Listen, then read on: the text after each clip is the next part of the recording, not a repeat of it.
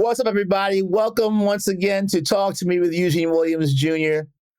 Have another fantastic guest today. I always have great guests. This one is no exception. Like I always say it because it's true. But before we get into the guest, I want to tell you how I know the guest.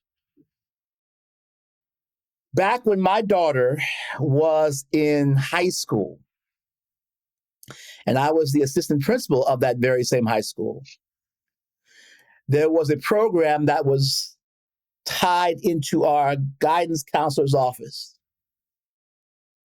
And we had what was not just a counselor, but specifically a counselor designed to help kids make better decisions and clearer decisions about the college admissions process. And a counselor that was sent to us was a lovely young lady, full of vim and vigor and fantasticness. Where did that all go?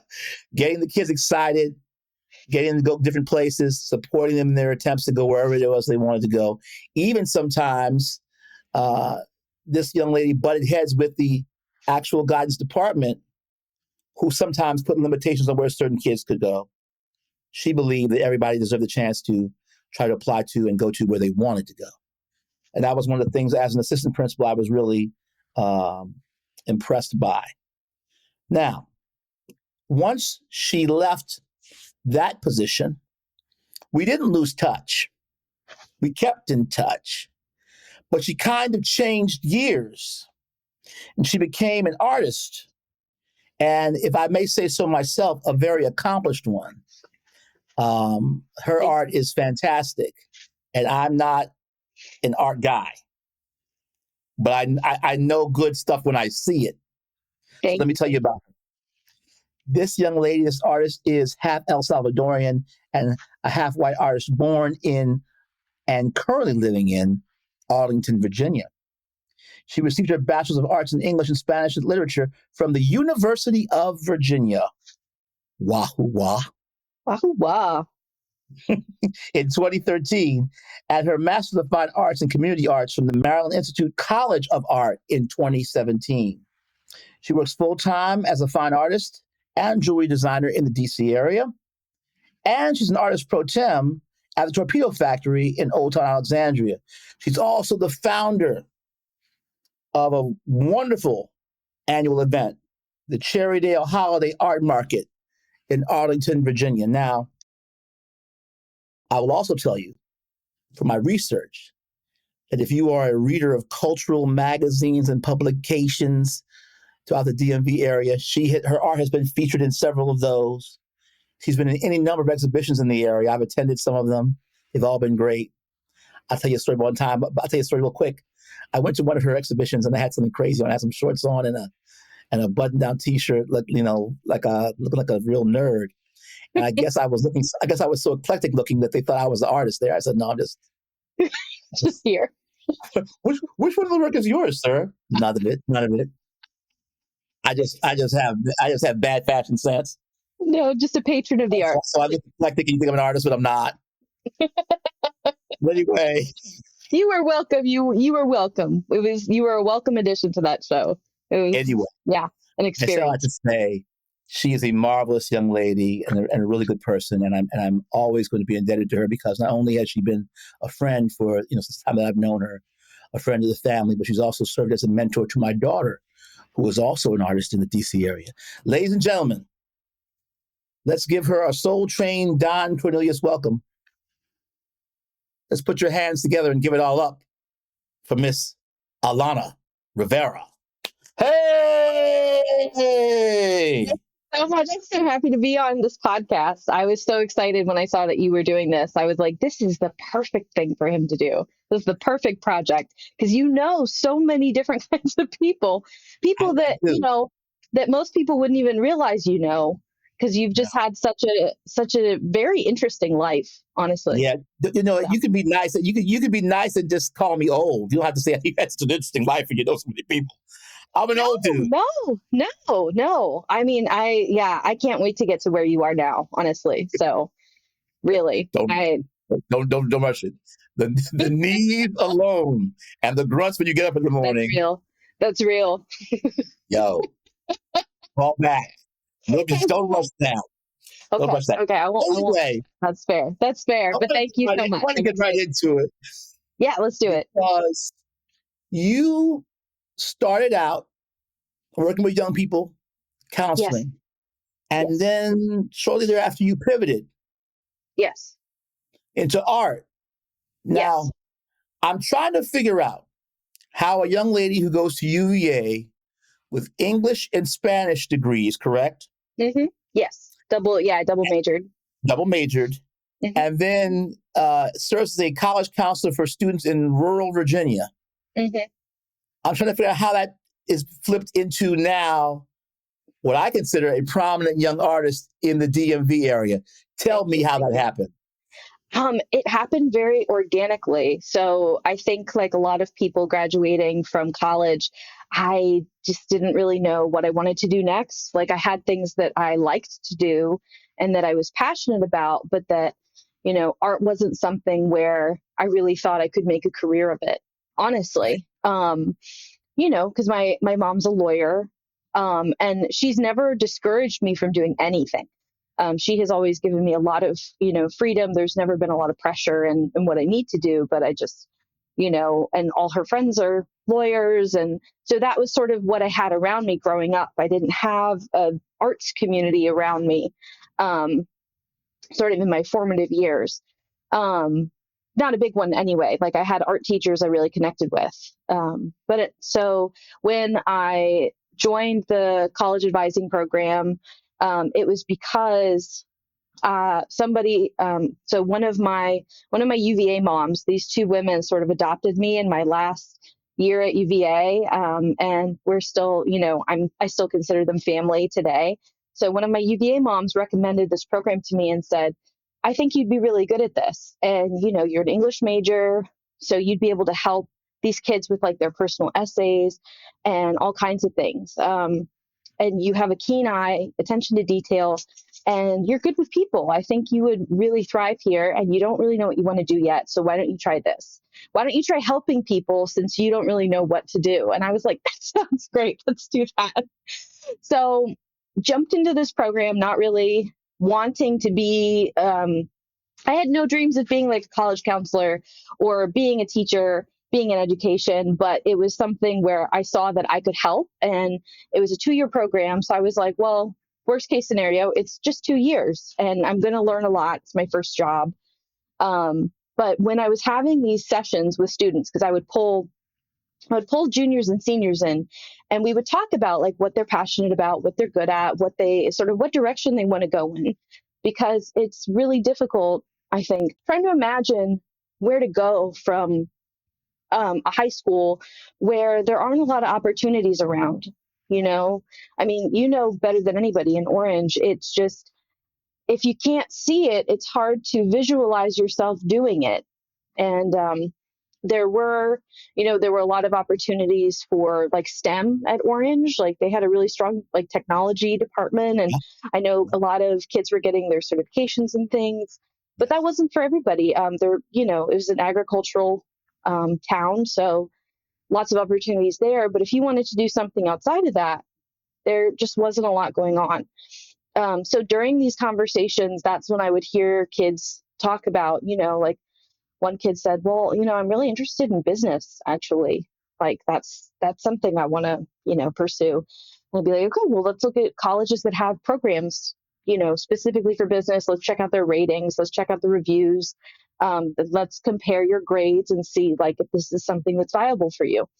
So there were other students. One student was a very, very talented singer.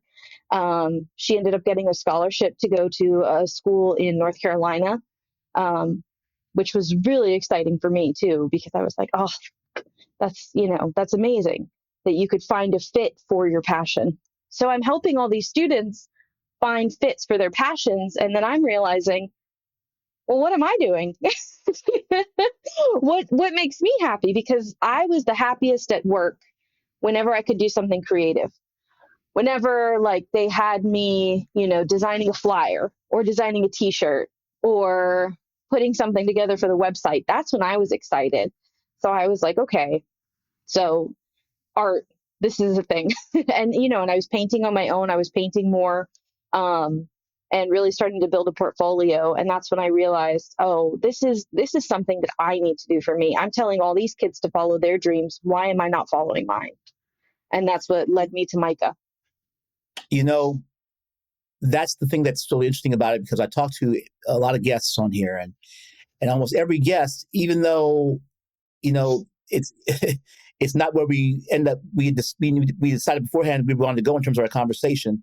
All these conversations end up being about education and about pivoting from education, and how education branches off into so many different types of careers, so many different types of opportunities. And so, I'm looking at your resume. I'm seeing things like Arlington Magazine, K Street Magazine, any number of DC area culturally iconic publications, and those are just two. Arl now. Yeah. There's tons that you have been featured in, whether it's an article about you or your art being placed there. Mm-hmm. And I'm trying to figure out, for those budding artists, if you can narrow it down to a 3-minute answer, if you can, because I know it's tough on this. I'll try. Yeah.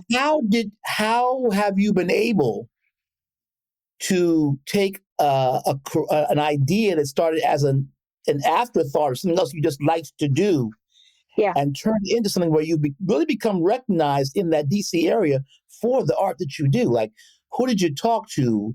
What paths did you beat down? What doors did you knock on? How did you get into these places? Yeah, no, I think that's a great question, especially in a place that's so busy, too. Like, how do you stand out? I would say that consistency was a big thing, and time, because, and especially when you're going through school, you're never really in one place for very long. Like I was in grad school for a couple years and then it was over, and then I moved back. It's hard to really get your name out there and be established when you're just not living somewhere for very long. So I think finally moving back to the DC area, moving back to Arlington and setting, my own roots here, and, building a better relationship with my family, and like reconnecting with friends, old teachers, like former teachers. All of that was really instrumental in sort of building my place here. And then also when I first started my small business officially, I started officially in 2019. That's when I, am on the books sort of in Arlington for opening my business. I started attending like all kinds of local, like meetups and seminars and things like that. Arlington is really great. They have a really thriving, like, the Arlington Economic, I think it's Economic Center or something like that. They just have a lot of resources for not just artists, but small businesses. And so I would go to anything that was like small business, minority, anything that had like those 2 words in it. I was like, I'm in. I'm there.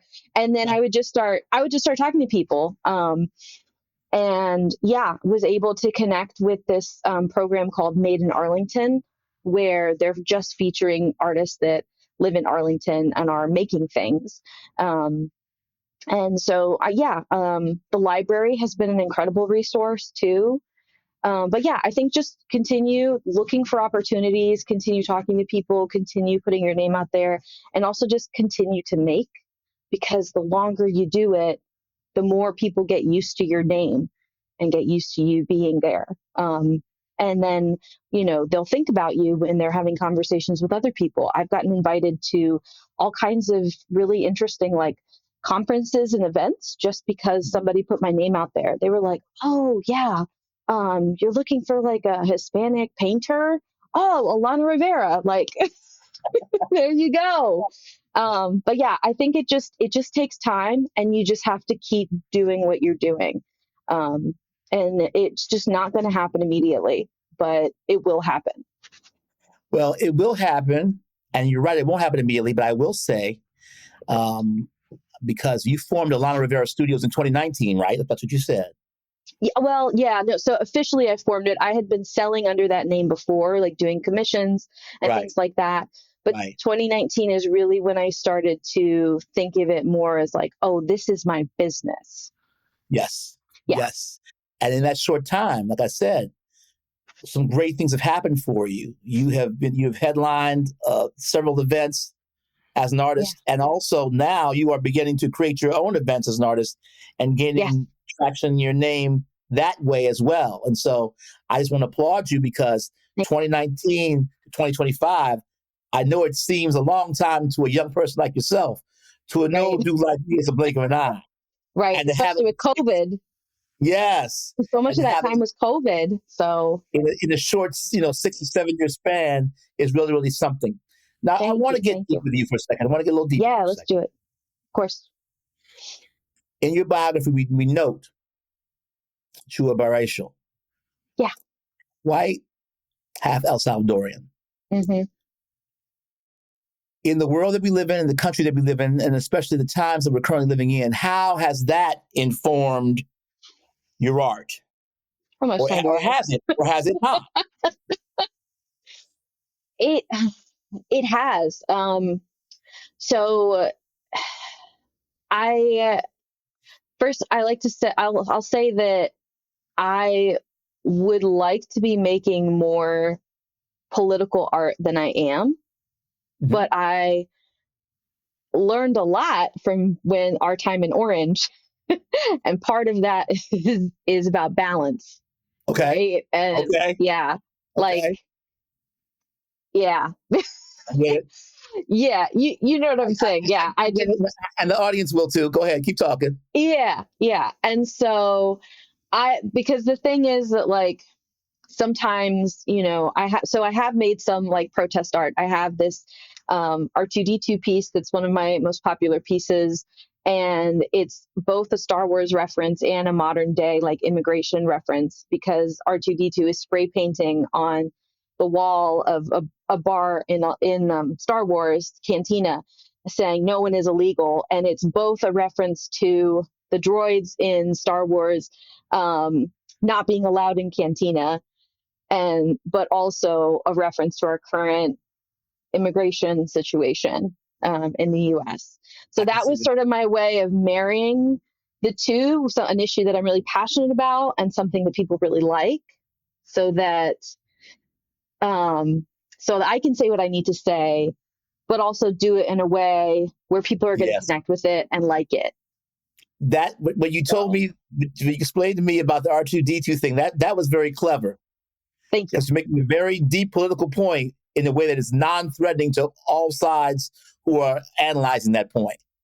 And Yeah, sometimes when we talk about politics, when we talk about legislation, when we talk about a variety of issues in this country, we're so busy getting in our feelings that we yeah, don't understand what the other person's actually trying to say. And yeah, to balance that comfortability with a very serious point is yeah. genius. So I'm trying. I like how you did that. And I'm trying. yes, and I think if that's one of the ways you decide to do this, especially Yeah, in manifesting in your art, I think that's going to be a successful formula. Because right I'm. now we have a lot of Thank you. people feeling a lot of different things, but Yeah, everybody's afraid to feel pain. Everybody's afraid to argue. Everybody's afraid to. I can't touch that; it's too sensitive. But yeah. if you use things that we're comfortable with to address Right, sensitive areas, right. I like where you're going with that. So That's what I'm I trying see at. how that Yes, but I informs. can't do all of it. Like, not my whole portfolio can't be like that too, and I recognize that because then Yes. I would lose Yeah. people. So Yes. I think also balancing, the more political statements with like beautiful landscapes. Um, like who doesn't like boats? So they'll see my Yes. protest art and then they'll be like, oh, I don't want to focus on that. Oh, boats. Right. So Because we want to be artists, but we don't want to be starving artists. no, we want to survive We and want we to want to eat. thrive. Yes. America, the artists want to eat. Understand that. Yes. We want to All eat just right. like everybody else. So my next question would be from that, Yeah. how does your experience or your knowledge in terms of the Spanish degree you have and the English degree Yeah. you have and the experience you've had working with kids, and now you combine that with your artistic talent. How do you mix all those ingredients into something that you see will hold you in good stead for the future? For example, I guess what I'm really asking is, if I talk to Alana Rivera in 2035, Mm-hmm. where does she expect to be with her art, her career, her life, her existence? I know, very deep, No, but I mean, what, what do this you is see the for time. yourself on the line? No, I think this is really important. So when I was in grad school, I had a lot of imposter syndrome around being a Hispanic, white Hispanic artist. Um, because my program was a social justice program. So that's all we talked about was, you know, how are we being appropriate in different spaces? How are we showing up authentically? That was like a huge topic in my program. And so it's something that I was thinking about every single day, which might have been a little too much, um, but yeah, it's because I struggled, especially like growing up with, two different cultures in the household where, my dad was really muting his culture for us in a lot of ways. Like he wanted us to speak Spanish, but he wasn't really trying to teach us Spanish either. So, he was like, yeah, they can learn, but it's not the most important thing to me. Mm-hmm. And my mom, saw it as something. She said, no, learning another language is so important. And also, they need to be able to communicate with their family in El Salvador. And so my mom bypassed my dad on that decision. And she said, we're going to put the kids in immersion school now. So, Okay. Okay. um, but yeah. And so I was in a school growing up where, I was taking half of my core classes in Spanish and the other half in English until about eighth grade or so, which is really hard. Like I was taking biology in Spanish, I was taking math in Spanish, which, you know, a little bit easier because, numbers are a universal language, but, Sure. Sure. still challenging. I took, what was it, like World War II history in Spanish, like Okay. just real. So, just I had a very different kind of education growing up, but it was always two worlds coming together. Yes. And I wasn't sure how important that was going to be for me as an adult because in a way, sometimes I felt like like my Spanish education sometimes felt a little bit like a burden because I was like, oh man, I would be able to get this if I could just do it in English. Mm. Like I understand the concept, but having to write a paper in Spanish about this, that's really hard. I don't want to do this. And it wasn't until, I mean, that's the reality of like learning another language, right? It's It hard. is. It's hard to do. Like it's important and it's fulfilling, but it's difficult. It's work. So, um, anyway, it wasn't until college that I took a semester off from Spanish because I'd been taking Spanish classes my entire life at this point. And I was like, I'm sick of this. I don't need this. And it wasn't until I got to UVA because, I'm sort of in this cultural bubble in Arlington. Different languages were spoken around me all the time Right. growing up. Right. It was not weird for me to be a mixed kid in Arlington. I had never really encountered racism before. Like, it wasn't until I came out of Arlington and was living in Charlottesville and in Orange that I experienced racism for the first time. And I was just like, oh, you really think that? you know? And I was in seminars with people who were just saying the most ridiculous things I'd ever heard, just racist, tone deaf, And that's when I realized I was like, oh, Yeah. Yeah. this language is really a part of my identity. And I'm going to be able to advocate for myself and for others so much better if I can connect with them Okay. and also connect with that part of my heritage. And that's when studying Spanish became important to me. And presenting myself as a mixed race person became important to me. Um, and as an artist now, it's become important in ways that I didn't anticipate. because I've gone into classrooms, I've done like school visits and stuff, um, or, kids have field trips, things like that. And they meet me and they see what I'm doing and they're like, "Oh, you made this? Oh my God. And you said you're from, like, your family's like from El Salvador?" I was Right. like, "Yeah." And they're like, "Oh my God, mine too." And I'm like, "Cool." Like, and they're like, "Wait, I could be an artist?" Yeah. Like, Yeah. yeah, you could, because, especially, and like I said, my family, both sides, have never discouraged me from making art, but I know that that's not the case in all families, Right. especially when there is, more of a financial burden, um, and you're just trying to survive. You're probably not going to encourage your kid to take, a bunch of art classes or to study art in college, because Hmm. to a lot of like lower income families that are struggling, they're just trying to make sure everybody's okay. They're trying to make sure their kids are okay. And being an artist as a profession is a really tough life. And they already struggled. They don't want their kids to struggle, Right. so they're not going to be encouraging their kids to be making art in this way. So I think for a lot of people, like both kids and adults who've met me and they're like, "Wait, you're like me. Like, I could do this." That's been really important and really rewarding, I think, as an adult. And I just never expected that. What's so amazing about you is, um, from what I've known of you over the years, is your willingness to accept everybody as they are. I've never seen you try to make a student into something that you think they should be. Like, this is his skill set or her skill set. This is what they can do, what they can't do. Mhm. We're gonna magnify Yes. the abilities, and we're gonna work on the deficiencies, Yeah. and No, that's we definitely how I feel. take them where they are to where we want them to be that way. And you do it not only Mhm. with students, but with people. And so I've always loved you for that. Thank you. My question, though, is, as I was listening to an earlier response, Hmm. you hinted at the fact that you were struggling with ways to, quote, show up Yeah. with regards to certain situations where might be viewed, or other people might be viewed, as allies or complementary parts of certain political causes.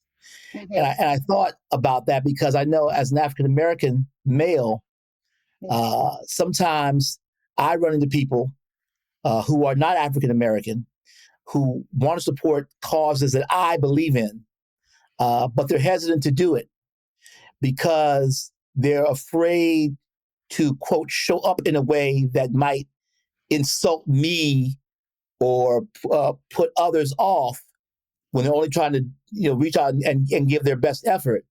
Yeah. And so when you said that, it made me think, for those of you that are trying to do this work, whether it be through art, whether it be through speaking, whatever it is, uh, Music. Yeah. All music, kinds of whatever it things. is. Yeah. Don't overthink the show up part. Don't be so afraid of who you offend that you don't show up at all. Show up, and the Yeah. people you're I trying to help will let you know what type of help they need from you. But don't just say, "Well, I'm so busy thinking about it that I don't show up at all." Make sure you show up and let the people you're trying to help, Yeah. advocate for, dictate how you do that for them. It's backwards, but I made this patch after the all the Florida bills and laws passed about the "Don't Say Gay." Right. Um, all of that made me so furious. And so I made these patches and I made stickers and I made prints, because that's how I can show up within my sphere of influence, Right. I think right now art is incredibly important, because artists are in a unique position where they're not always, I mean, we make certain things to sell and get by, but our true purpose is not making art for money, right? We're making it because we have something to say, we have something to contribute to the culture. And that is a very special and sort of sacred duty that we have. And you don't have to do anything. I think what I really want to share with people is that you don't have to do anything huge to make an impact and to share. what you're thinking, what you're feeling. Like I said, like I made a bunch of these patches and I've been donating 20% of each sale to a local organization called Smile DC that helps LGBTQIA youth. So there are just so many ways that we can show up. And you're right. Like, don't wait. Just do it. Just do it. Just do what you can. Just do what you can right now, and then, if you can do more later, great. But like, there is something that all of us can do within our sphere of influence, within our communities. Everybody can do something. And I think what I've learned, what you've taught me, being your friend and seeing your journey in the art world, what you've taught me is art can be used for so many things. It can be used for entertainment. It can be used to bring you peace. It can be used to make you think. Yeah. It can be used to motivate you to do something in terms of your own life. And I think more of us need to start looking at art that way, number one. And number two, don't limit ourselves in terms of what art is. Yeah. I used to be one of those guys that would go to the art gallery, and there'd be this painting, and somebody would try to explain to me the multiple layers of meaning behind this painting, and right. It's the flag of Japan. It's a white painting with a big red dot in it. I also see you talking about. I don't see it. Right. Or like the Rothko paintings where it's just like to anybody, it looks like blocks of color at first. It's just like, right. Who cares, right? But yeah, but if you open there's your more mind, going on. once you open your mind and start really thinking about things, that's the beauty of art. It can be of totally different things to a whole bunch of different people, but it requires a level of imagination and a willingness to kind of let yourself go there mentally that a lot of people are hesitant or afraid to engage in. The great thing about this show is when we're talking with old friends, 30 minutes creeps on us very, very quickly. Oh no. Are we already up? We're almost already here. So can I say one thing? Say one thing, and I want you to do something for me. Go say one thing. Go ahead. Okay. On the conversation on what you were just speaking on, I would really challenge everybody. If you don't understand something, try to do it yourself. And I don't say that as a dare. I truly mean, there are so many times when, you're in a museum and you go, I could do that. Well, do it. like go home, try to do it, because you will learn so much about yourself and also about that thing that you were engaging with, whether it's a piece of art, piece of music, whatever, by trying to do it and trying to be on that same journey that the artist was on. And I just think it'll open up your world in so many ways. So try to do it. Try to learn that thing, and you might understand it better. You might not like it, but at least you tried, and hopefully you'll have a different perspective next time. The benefit and the lesson is in the trying. Listen, if somebody wants to get a hold of you or your art, tell them how they can do that, and where they can go, where they can look up to find Alana Rivera and the great art she's producing. Yeah, definitely. So you can go to my website, www.alanarivera.com. You can go to my Instagram, A Rivera Studios. My Instagram is the same as my TikTok. So A Rivera Studios for both. I'm also on Facebook. Just search for Alana Rivera Studios. My logo is a portrait of a dog on a blue background, because that's how I started. I started out as a dog portrait artist or animal portrait artist. So those are my humble beginnings. Ladies and gentlemen, this has been fun for me because I get a chance to reconnect with a friend that we never lost connection. We talk never. from time to time. But as a 56-year-old man now, I want all my Gen Xers out there who are watching this podcast to know that we are in good hands. The group coming up behind us, they're smart, they're intelligent, they're caring, they're going to push us in the right direction. Alana Rivera is one of those people. This has been Talk to Me with Eugene Williams Jr. and the effervescent, the ever-talented, the wonderful Alana Rivera. Have a great evening and be blessed.